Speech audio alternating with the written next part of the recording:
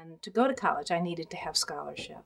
I loved the school. I loved the whole atmosphere of it. It was a small school. I loved my classmates. We were very isolated out, sort of outside the outskirts of Rochester. When I was doing my practice teaching, that's the only time that students at Nazareth were allowed to have a car on campus. Well, my dad had a repair garage in Saratoga, so he loaned me a car. And one day, someone suggested we go over to visit Rochester Institute of Technology. We went into School for American Craftsmen and into the stable area of this mansion where the ceramics department was. Here was a room full of students my age making the most beautiful, wonderful, competent pots. And I suddenly realized what I'd missed in my college education. And I literally started crying, looking at these students making these things. Oh, doesn't that look gorgeous on the green? I know. Oh, I think that's my favorite. Yes, she does make beautiful work.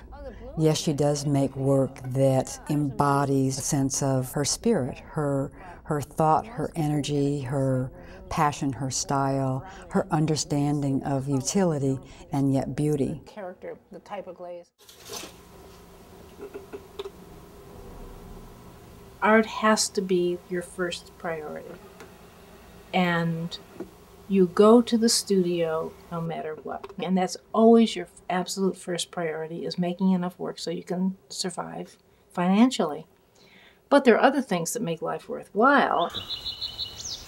Gardening is really important to me. I realized real early that I would be out there all day long because I love it.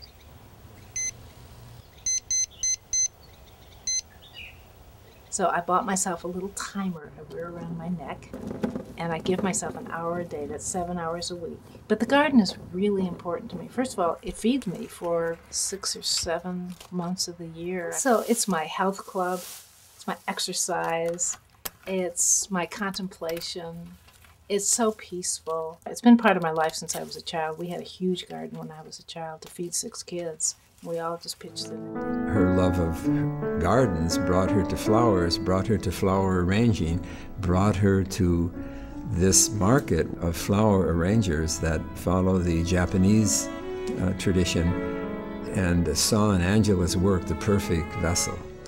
Another thing Angela has done is to have become an authority on the technical aspects of clay and glazes.